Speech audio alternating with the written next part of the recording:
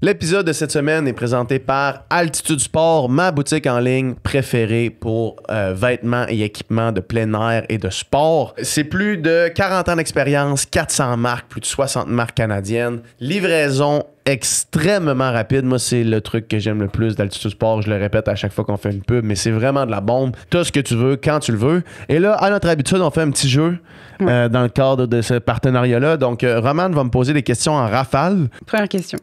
C'est quand la dernière fois que tu as couru sans ta montre? Sans ma montre? Ouais. J'ai pas de souvenir. As-tu déjà regretté un entraînement? Jamais. Quel est le meilleur plat après une sortie longue? Des crêpes? Tu pourrais refaire un triathlon? Oui. T'écoutes quoi quand tu cours? J'écoute de l'instrumental, surtout du chill step. Si tu devais choisir qu'un seul sport, ce serait lequel? La natation. Combien de jours tu tiendrais sans aller courir? 5. Tu t'es déjà blessé à la course? Oui. Quel est l'équipement dont tu ne peux pas te passer? Fréquence cardiaque. Tu penses à quoi quand tu cours? J'écoute du chill step, puis je pense à rien. Es-tu stressé sur la ligne de départ d'un marathon? Oui, toujours. Quel est le meilleur site de vêtements de sport de plein air pour t'équiper? Altitude Sport. Excellent!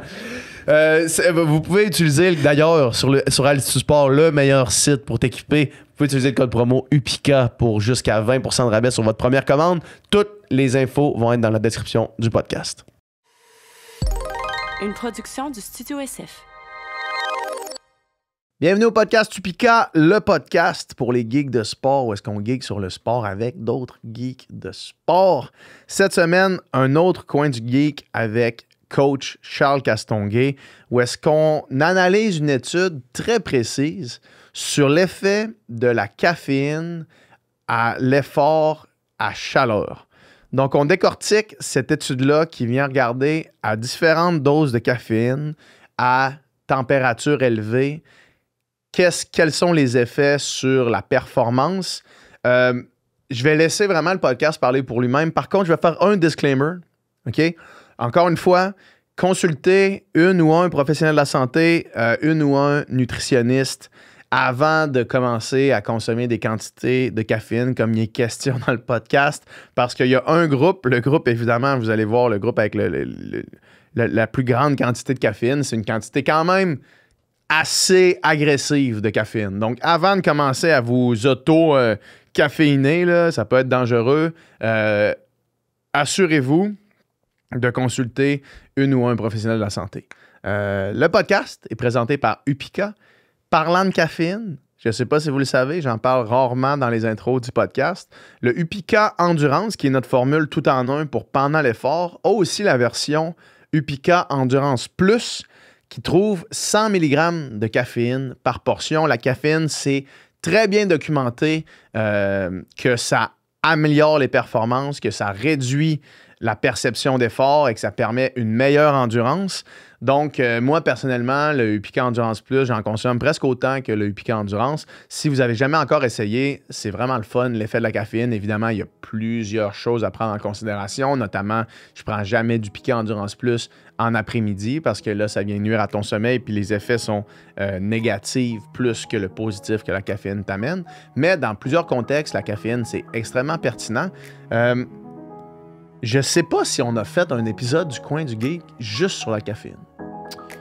Je vais vérifier, puis on va en faire un si on n'a pas fait, puis si on a fait un, ben allez le voir. C'est tout. Fait que, allez au upica.ca pour voir tous les produits UPICA. Utilisez le code promo UPICA Podcast pour 10% de rabais sur votre première commande. Et sans plus attendre, bon Coin du Geek.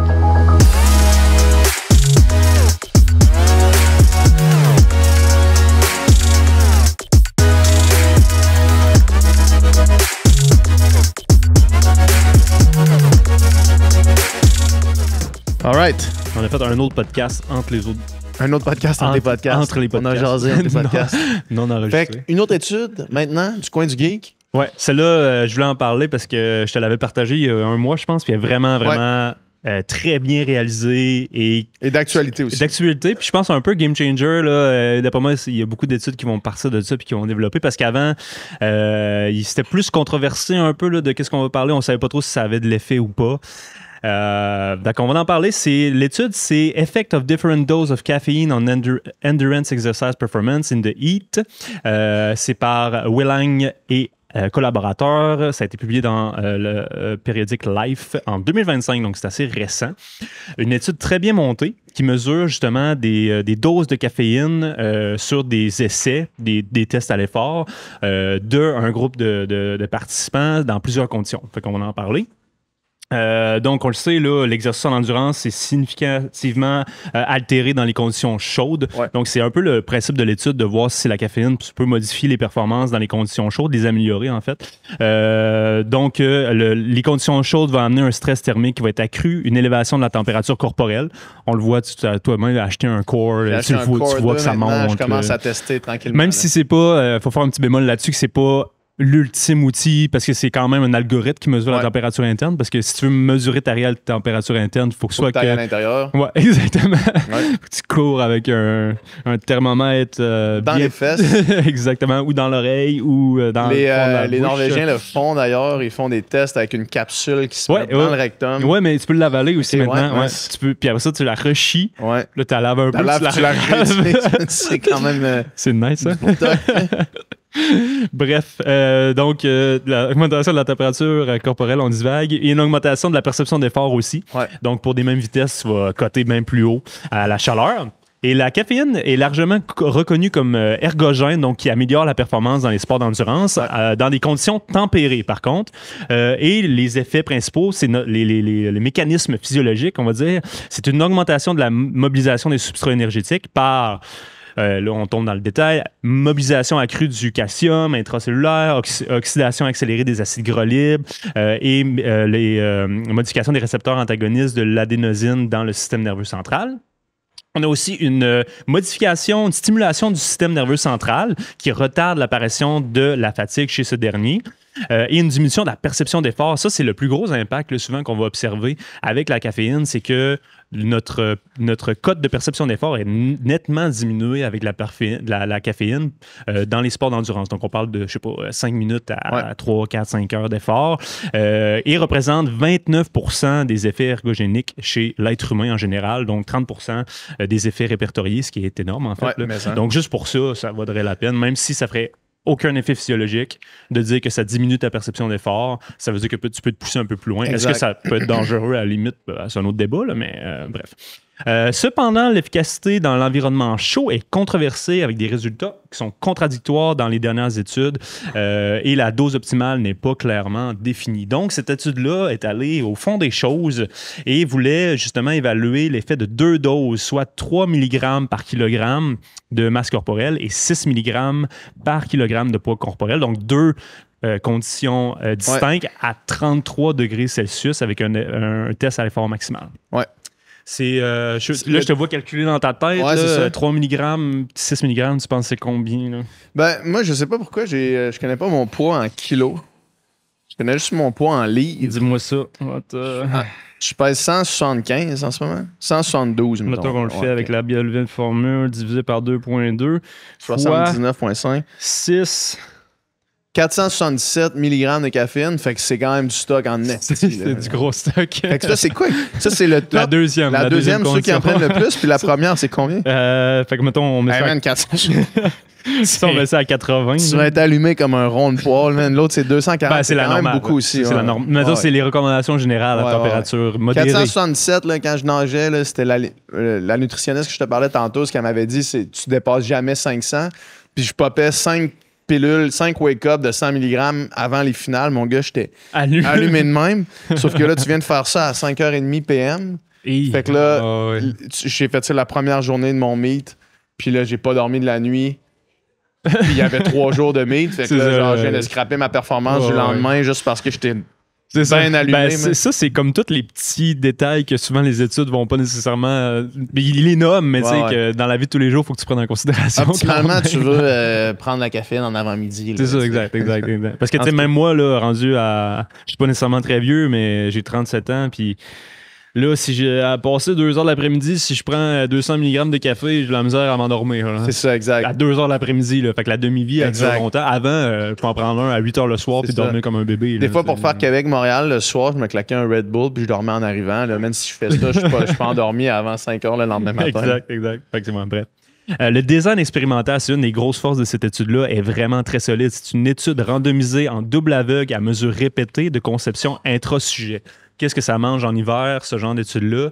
On va décortiquer chaque mot parce que ça vaut la peine, parce que c'est très, très rigoureux comme étude. Donc, randomiser, ça veut dire que l'ordre des conditions est attribué au hasard entre chaque participant, qui ont fait 4 différentes conditions pour éviter les biais. Double aveugle, ça veut dire que ni les participants ni les expérimentateurs savent quelles conditions est testée. Donc, parce qu'il y avait des conditions placebo et avec caféine pour éviter les effets psychologiques, parce que l'effet placebo, c'est toujours énorme. Et à mesure répétée, conception intra-sujet, ça veut dire que chaque participant teste toutes les conditions. Donc, on avait à température modérée, on avait le placebo à 33 degrés Celsius, 3 mg à 33 degrés Celsius et 6 mg à 33 degrés Celsius, ce qui permet de comparer les effets en contrôlant les différences interindividuelles. Donc, chaque participant devient son propre groupe contrôle, on va dire. À travers ça. Le seul petit qu'on dirait à cette étude-là, le seul petit bémol que je dirais, c'est qu'il n'y a pas beaucoup de participants, il y a 17 participants. Fait que c'est pas énorme, mais quand même. Chaque participant sert de groupe contrôle aussi. Ouais, c'est ça. Mais c'est quand même, tu sais, je veux dire, 17 participants, il y a des centaines d'études qui ont ça, c'est 17 participants. Mettons qu'on aurait eu un 50, 100 participants, là, boum, ça aurait vraiment été le fun. Mais bref, c'est 17, mais c'est quand même une belle étude quand même. Critères de contrôle avant le test, abstinence de caféine, d'alcool et d'exercice intense 24 heures avant. Jeûne de 2 heures avant la séance, pas le droit de manger 2 heures avant la séance. Maintien d'un rythme de sommeil, d'une alimentation stable 24 heures avant la séance et avant aussi. Les conditions expérimentales, donc je les ai nommées un petit peu. Donc, il y a 4 essais qui ont été faits espacés de 5 jours, donc sur une période de 20 jours. Un essai par jour, on va dire. Non, c'est un 15 jours en fait. Bref. Donc, on appelait la condition 1, c'était la nanothermique contrôle. Donc, 24,6 degrés Celsius, la température de la pièce, avec une humidité relative constante autour de 40 à 60 %. Et le supplément, c'était un placebo. Donc, c'était, je vais le dire juste après, c'était une gomme à mâcher, placebo. On mesurait plein de facteurs là. L'essai numéro 1 à la chaleur, c'est 33 degrés Celsius, à même pourcentage d'humidité, avec une gomme placebo aussi. L'essai numéro 2, c'était 33 degrés Celsius avec caféine, gomme à mâcher, caféine 3 mg par kilogramme. Donc, on ajustait la dose selon le poids de la personne. Et l'essai numéro 4, en fait, ou 3, parce que le contrôle ne fait pas partie de ça. Mais bref, le dernier essai, c'était 33 degrés avec 6 mg. C'est costaud. En fait, on a fait tous les tests le matin pour éviter les biais. Et, à 6 mg, tu devais sentir que tu n'étais pas sur le placebo. Là. Tu devais le sentir, mais tu ne savais pas. Tu ne le savais pas. La stratégie d'aveuglement, c'est que les capsules et les gommes, en fait, les gommes utilisées étaient toutes identiques au goût et toutes identiques en apparence pour éviter le biais psychologique. Donc, la gomme qui est utilisée, c'est la gomme Military Energy Gum, qui a un effet très rapide, soit sur les doses qu'on a testées, 3 mg ou 6 mg par kilogramme de masse corporelle. Et l'ingestion se faisait toujours au même moment, soit 5 minutes avant l'échauffement. On faisait l'échauffement. Et ils disent dans l'étude que c'est pour optimiser le pic plasmatique au niveau des muqueuses buccales. C'est répertorié comme étant plus efficace un petit peu. Donc, tu auras un effet qui est plus instantané que la vallée, etc. Bon. Voilà. Et on a même pensé à faire un 9 mg par kilogramme, mais on a évalué que le risque d'effet secondaire était trop indésirable. Évidemment. Les mesures recueillies, c'était le temps d'épuisement qui reste un facteur de performance extrêmement pertinent. Le VO2 max, le pic de VO2. La ventilation minute, qui est le volume d'air total inspiré-expiré par minute, qui reflète l'activité respiratoire en réponse à l'exercice. Le quotient respiratoire qui évalue le rapport entre le CO2 et l'oxygène consommé consommé, le CO2 produit et l'oxygène consommé, et qui indique quel substrat énergétique on utilise dans notre corps. Fait qu'il y a plusieurs façons de le calculer, mais le quotient respiratoire, c'est quand même un bon. On appelle ça le RER. Et quand on a un RER d'environ 0,7 ou moins, on va dire qu'on est plus sur les lipides. Et quand on a un RER de supérieur à 1 et plus, on dit qu'on est plus sur les glucides en général. Donc, si vous faites des tests de lactate avec un masque, normalement, on va être capable de le mesurer. Fréquence cardiaque maximale est un autre aspect. Température corporelle tympanique, ça veut dire quoi? C'est dans l'oreille. Ouais. Perception d'effort sur une échelle de 20. Et le vélo qu'on utilisait, je t'ai mis une bête image parce que je voulais te montrer pour te faire rigoler. C'était un ergocycle horizontal Angioload. Ça ressemble à ça. Une espèce de. Du monde assis comme un peu. Ouais, c'est incliné à 30 degrés. Là, de même, là. Ouais, lui, c'est un ergocycle, fait qu'il est un petit peu plus précis, mais c'est couché à 30 degrés. Puis je pense que c'est pour éviter que les gens se lèvent et qu'ils puissent modifier les paramètres par rapport à ça. Mais c'est un bon exercice, là. C'est fucking tough, en fait. Le positionnement, comme on a dit, c'était à 30 degrés, l'inclinaison du banc. Et la cadence qu'on ciblait, c'était 70 à 80 RPM. Et justement, on va parler justement des critères de réussite. L'échauffement, c'était 5 minutes à 25 watts. On attendait un petit peu, puis après ça, on faisait la phase principale. On incrémentait de 20 watts par minute jusqu'à épuisement complet. Okay. Un bon ramp-up. Et le critère d'arrêt, c'était quand tu avais 2 avertissements en bas de 70 RPM ou que tu arrêtais volontairement par toi-même, finalement. Donc, si tu étais à 65, on te le disait une fois, tu montais, puis on t'arrêtait la deuxième fois. Et toi, qu'est-ce que tu penses qui est arrivé? Mathieu, je sais malheureusement parce qu'on en a discuté. On en a rapidement parlé, mais c'était quand même massif, l'impact de la caféine sur la performance. C'est intéressant, puis là, il va falloir parler de dire aux gens de consulter leur nutritionniste. C'est une bonne idée, là, parce que là, ça reste la base. Je leur dirais en intro, mais on va le dire maintenant. Là, si t'es pas habitué de prendre c'est agressif, là, 477 grammes de caféine, 5 milligrammes de caféine, c'est vraiment agressif. C'est agressif, mais on va regarder les résultats que ça donnait. Puis là, on parle pas des effets psychologiques sur la personne après, etc. On parle de physiologiquement, ça ressemble à quoi, là. Fait que dans les 4 conditions qu'on avait, donc je les répète, tempéré, chaleur sans caféine, chaleur 3 et chaleur 6. Donc, la température ambiante, je le disais, c'était 24 en tempéré, 33 dans la chaleur. Bon, le temps à l'épuisement. Donc, on disait que c'était randomisé. Là, ça veut dire que tout le monde faisait toutes les conditions dans un ordre aléatoire. Fait que, ça nous donnait une bonne estimée. En moyenne, on était à 12,5 minutes moyen de temps à l'épuisement chez l'effet placebo dans une condition tempérée. Avec la chaleur, 12,5. Okay. Avec la chaleur, il y avait une diminution quand même significative de 3,5 minutes. Fait qu'on parle de 9 minutes avec 8 degrés d'augmentation de chaleur. C'est quand même énorme, comme diminution de performance. On s'y attendait aussi, on le sait. Là, la différence entre 24 et 33, c'est massif. Oui, c'est ça. C'est quand même gros. Lorsqu'on donnait 3 mg dans la chaleur, on remontait à 10,5 en moyenne. Fait que, on regagnait une minute et demie.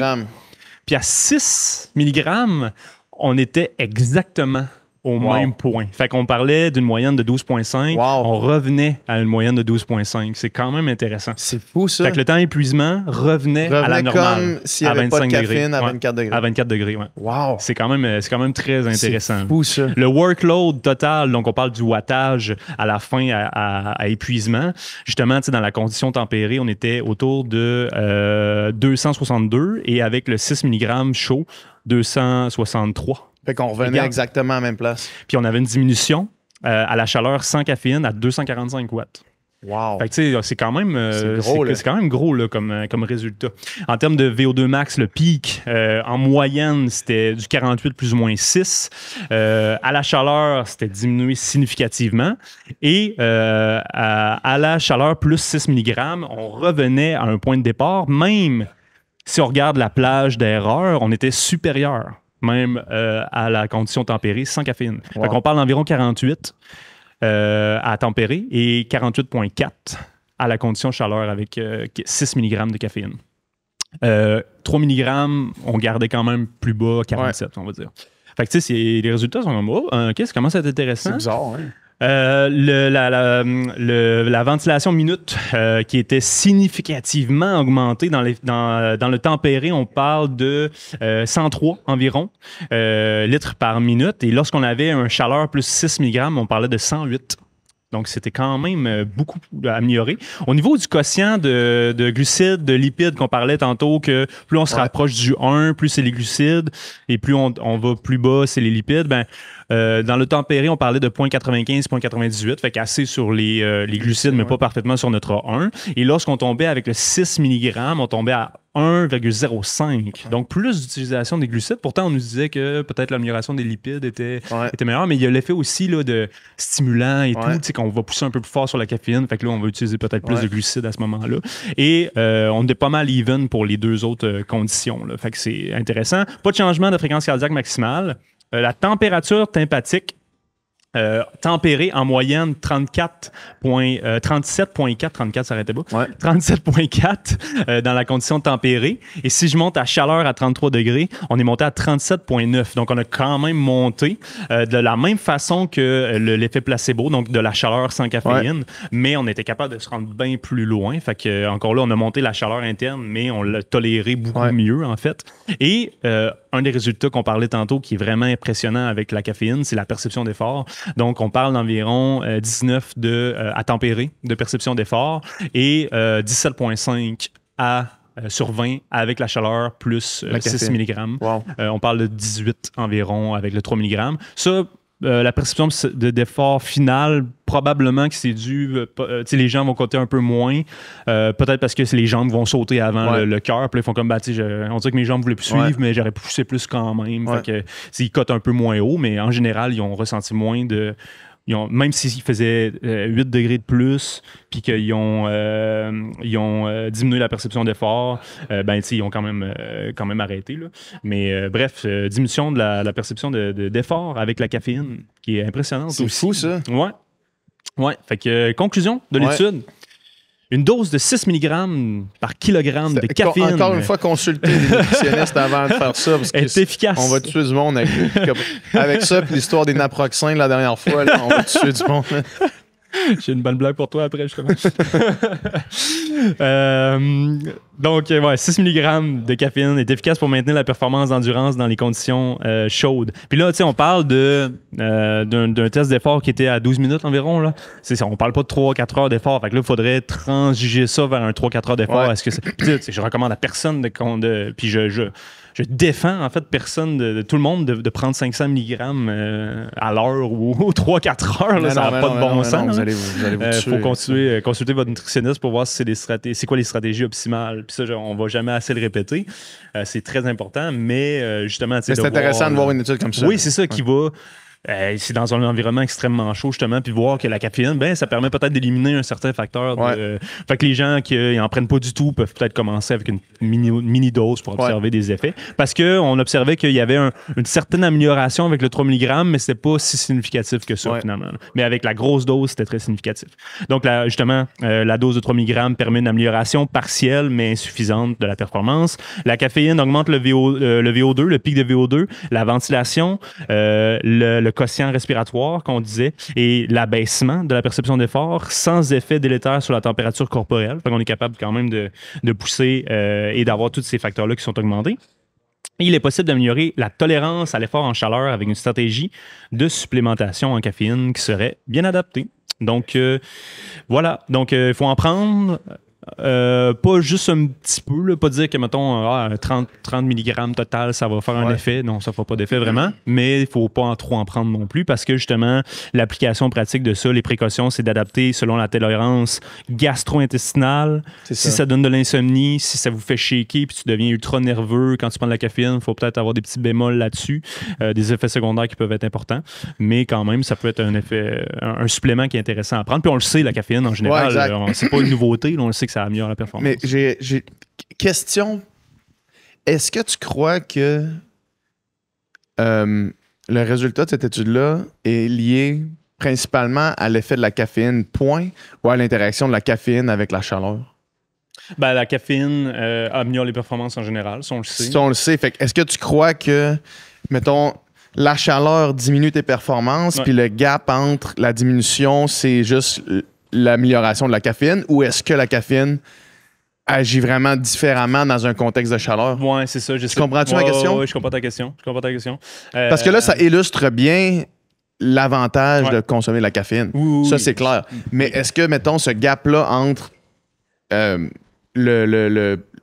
le 24 degrés Celsius placebo et le 33 avec 6 mg, est-ce que ce serait le même gap, mais genre proportionnel, Ouais. si tu avais juste gardé la personne à 24 degrés Celsius, mais Avec- tu avais fait prendre 6 mg de caféine? Je pense que ça aurait été plus haut. En fait. Oui, ça aurait été plus haut, mais c'est la ça. différence proportionnelle, mettons. Là, Faudrait qu'on sorte les études. Tu sais, j'ai jamais les chiffres Ouais, c'est précis ça. en tête, là, Ouais. mais clairement. Mais je pense que tu sais, c'est quelque chose qui est quand même intéressant à savoir que si faut que tu compétitionnes dans une condition qui est très chaude. Tu peux aller chercher des performances semblables. Mettons que tu visais sur un 3000 mètres X temps, ben, en prenant de la caféine, peut-être que ça va te permettre de ne pas revoir ton objectif à la baisse. Exact, finalement. c'est ça, exact. Peut-être. Fait que Ouais. ça, moi, c'est le gros outtake que je ressors de ça.